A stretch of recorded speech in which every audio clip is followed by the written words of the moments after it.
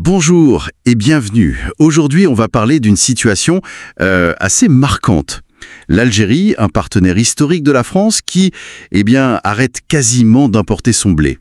On a pas mal creusé le sujet, on s'est appuyé sur différentes sources, notamment un document livrefinal.pdf, pour essayer de comprendre les dessous de cette histoire.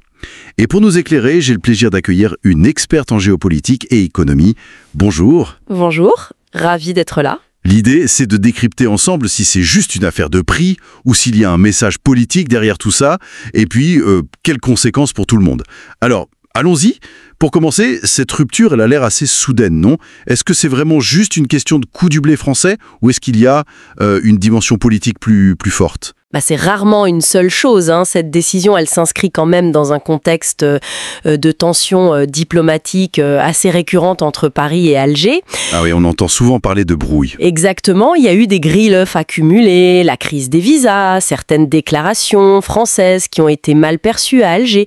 Donc oui, cet arrêt des importations de blé, il est beaucoup interprété comme une sorte de sanction déguisée, un levier politique. D'accord. Mais il ne faut pas oublier non plus une volonté algérienne très claire d'affirmer sa souveraineté nationale, économique et de réduire cette dépendance historique vis-à-vis de la France. C'est donc un mélange assez complexe. Alors, si l'Algérie se détourne de la France, quelle est sa stratégie?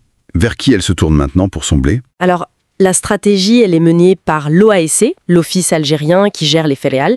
Et il y a une double logique, en fait. D'abord, la sécurité alimentaire, bien sûr. Logique. Et ensuite, optimiser les coûts, être plus compétitif. Du coup, l'Algérie s'est très clairement tournée vers les fournisseurs de la mer Noire. La Russie, l'Ukraine... La Russie en tête, oui, mais aussi l'Ukraine, la Roumanie. Leurs offres sont souvent plus intéressantes niveau prix et ils assurent une certaine régularité. La Russie est vraiment devenue un partenaire majeur.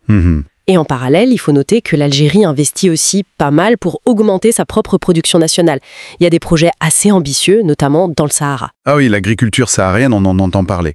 Donc diversification et production locale, ça doit faire un choc pour la filière française, non? Quel est l'impact réel de la perte de ce marché algérien? Ah oui, c'est un coup dur, hein, ça c'est sûr. L'Algérie, c'était un débouché vraiment majeur, parfois même le premier client pour le blé français. Donc les chiffres sont importants. Oui, même si on parle plus réalistement de 2 à 5 millions de tonnes ces dernières années, hein. Pas forcément les 9 millions qu'on entend parfois, mais ça reste énorme. Sa perte pèse lourd sur la balance commerciale agricole française. Et ça révèle des faiblesses, peut-être? Ça met en lumière, oui, les défis de compétitivité du blé français. Les coûts de production sont là et il y a la concurrence très forte des blés de la mer Noire, surtout avec l'afflux de blé ukrainien depuis la guerre. C'est devenu très compétitif. D'accord. Et trouver d'autres clients, c'est facile? Non, justement. Trouver des marchés de substitution qui peuvent absorber de tels volumes, que ce soit le Maroc, l'Égypte ou ailleurs, c'est compliqué. D'accord. Alors, si on prend un peu de recul, comment cette affaire s'inscrit dans la géopolitique mondiale actuelle?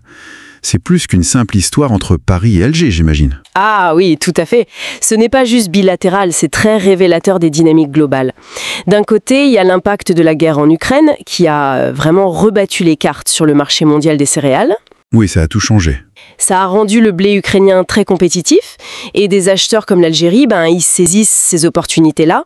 Et de l'autre côté, et ça c'est peut-être le plus important, ce choix algérien, il illustre une stratégie beaucoup plus large de rééquilibrage des alliances. C'est-à-dire? L'Algérie regarde de plus en plus vers le sud. Elle cherche à renforcer ses liens avec d'autres puissances. Dans le cadre des BRICS, par exemple, Brésil, Russie, Inde, Chine, Afrique du Sud. Elle veut des partenariats plus équilibrés, moins marqués par le passé colonial, quoi. Ce qui est fascinant ici, c'est de voir comment une décision sur le blé, finalement, elle cristallise des enjeux économiques, de sécurité alimentaire, mais aussi de grandes manœuvres diplomatiques. Alors, si on devait résumer, que retenir de tout ça? La décision algérienne, c'est un peu un coup de billard à plusieurs bandes, non? Un mélange de... C'est ça, c'est un mélange complexe, il y a les tensions politiques, c'est indéniable, il y a une stratégie économique très pragmatique, diversifiée pour assurer la sécurité alimentaire et trouver le meilleur prix. Et affirmer sa souveraineté. Voilà. Et tout ça dans un contexte mondial qui favorise ce genre de réalignement, ce renforcement des liens sud-sud. L'impact sur la France est réel et les implications géopolitiques sont assez profondes. Très clair. Et peut-être une dernière pensée pour ouvrir un peu la réflexion.